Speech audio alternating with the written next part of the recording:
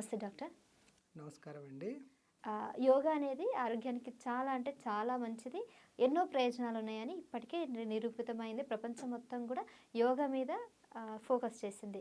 కానీ ఈ medical science అనేది ఈ యోగాని యాక్సెప్ట్ చేస్తుందా? అంటే సైంటిఫిక్‌గా ఏదైనా ప్రూఫ్స్ ఉన్నాయంటారా? సైంటిఫిక్ ప్రూఫ్స్ అంటే యోగానే ఒక సైన్స్. ఎట్లాగో అంటే అండి, ఏ పరికరం లేనప్పుడు, ఏ టెక్నాలజీ అందుబాటులో లేనప్పుడే వేల సంవత్సరాల క్రితం చరక మహాముని కంటి శస్త్రచికిత్స చేశారు. అది సత్ఫలితాలనిచ్చాయి. ఇప్పుడు యాంత్రిక యుగంలో ఇప్పుడు ఇంత టెక్నాలజీ వచ్చిన తర్వాత ఇప్పుడు సర్జరీ చేయటం అన్నది గొప్ప విషయం కాదు. ఆ రోజుల్లోనే మునులకి, మహర్షులకి ఇంతకంటే ఎక్కువ పరిజ్ఞానం ఉందండి. ఇంతకంటే ఎక్కువగా వివిధ రకాల అంశాలపైన వాళ్ళకి పూర్తి అవగాహన ఉంది.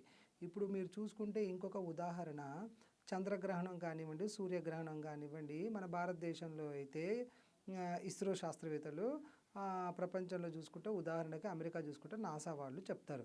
కానీ మన పంచాంగంలో ఈరోజు చంద్రగ్రహణం వస్తుంది, ఈరోజు సూర్యగ్రహణం వస్తుందని నిర్దిష్టమైన టైంలో చెప్తారు. అదే టైంకి చంద్రగ్రహణం కానీ సూర్యగ్రహణం కానీ జరుగుతుంది. అది ఎలా జరగగలిగింది?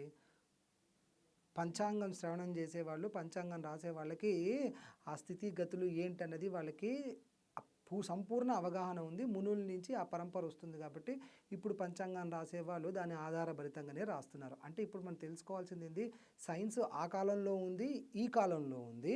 మధ్య యుగంలో ఏమైపోయిందంటే సైన్స్ అనేది కొంచెం తగ్గుముఖం పట్టింది కాబట్టి అది మన మనుగడలో లేదు.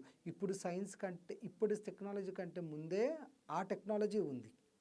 సో యోగా ఇప్పుడు చూసుకున్నాను, ఎప్పుడు చేసుకున్నా కూడా అది శాస్త్రీయంగానే నిరూపించబడింది తప్పించి అశాస్త్రీయమైన విధానం కాదు. అది యోగాకి శాస్త్రీయ కోణము, అన్ని జబ్బులకి అన్ని ఆసనాలకి శాస్త్రీయ కోణం ఉంటుంది.